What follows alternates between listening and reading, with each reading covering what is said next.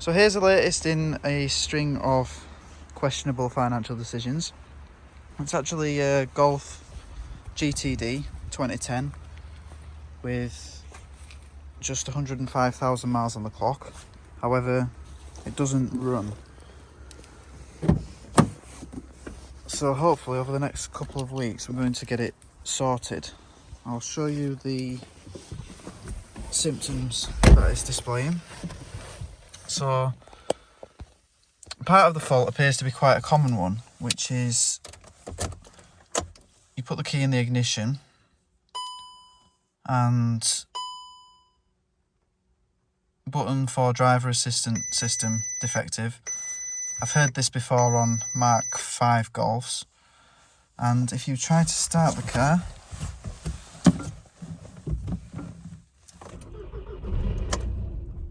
it starts for just a second and then cuts out, which should indicate an immobiliser fault, but there is no immobiliser light that comes up on the dash. Now apparently this is an internal fault with the clocks that can be rectified. However, the additional fault that I've been finding is I can't communicate with the OBD port at all, and the OBD port is on fuse 1.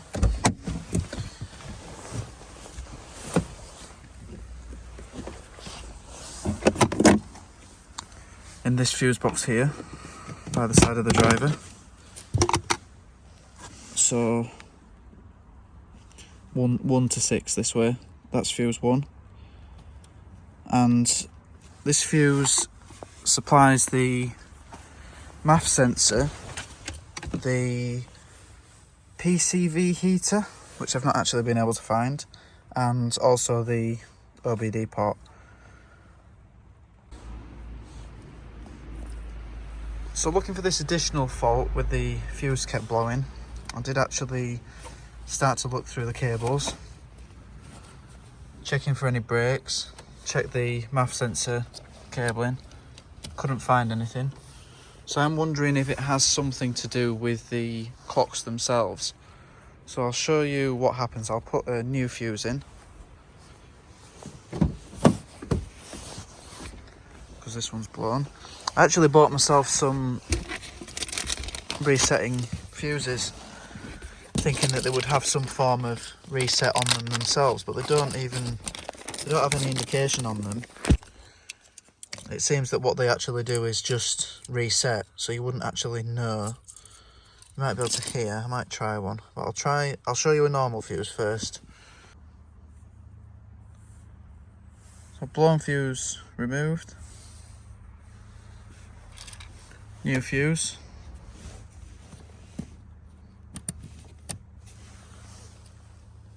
Turn ignition on. So ignition on.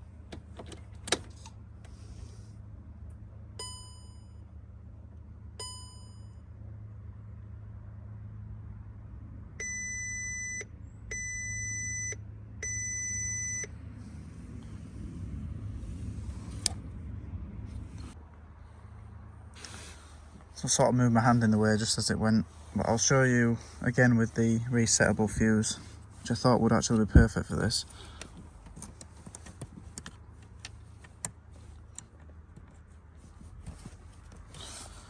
So turn ignition on again.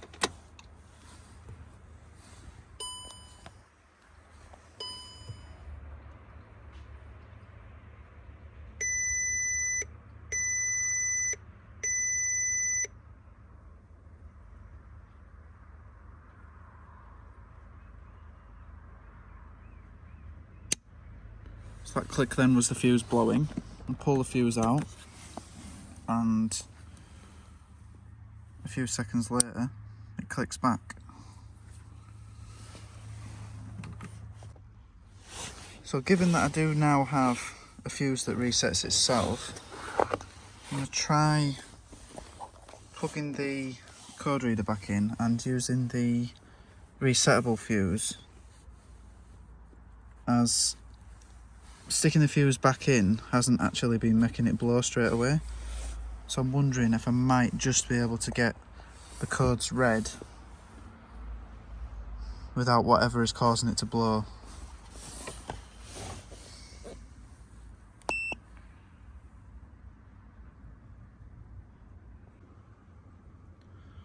So still no luck with the reader for whatever reason. But that might be that the module responsible won't power up again until the ignition's been switched off. It was worth a try anyway. So what I'm going to do now is send off the clocks for repair. Even though I don't know what code is in the ECU. But what I'm going to try is removing the clocks and seeing if the fuse still blows. I do have a video on how to remove the speedo on the MK6 Golf, but it is quite easy. I've just removed those two pieces of trim that I've already removed with the Bojo tool.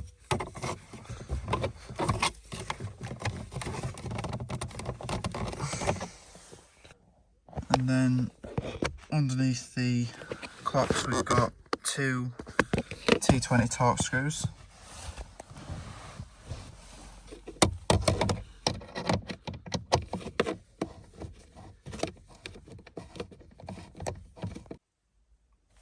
And now with the torque screws removed, the clocks will pull straight out, and you'll just have to disconnect the wires at the back.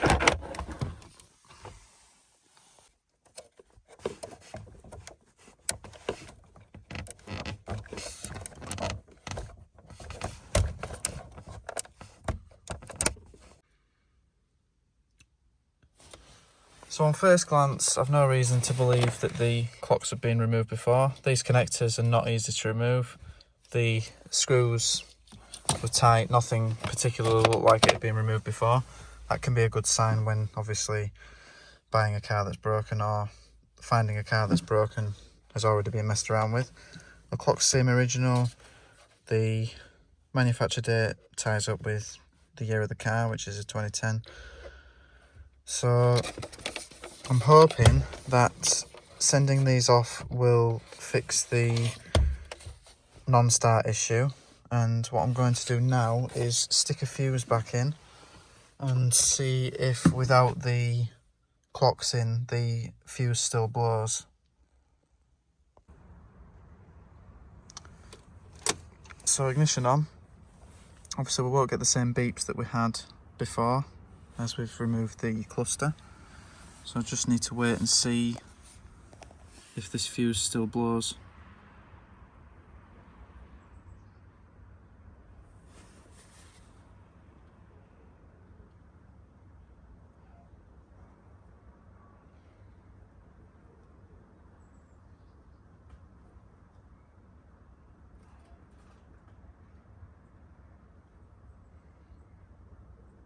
So it was about 30 seconds when the fuse blew before.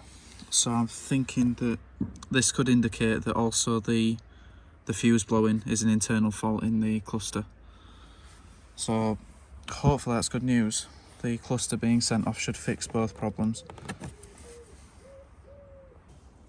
So I'll send the cluster off, and if you check back in a few weeks, I will upload a video of the progress on the car, and hopefully we'll have a running car again that I can present for an MOT and use or sell. Thanks for watching, and I hope to see you in the next one.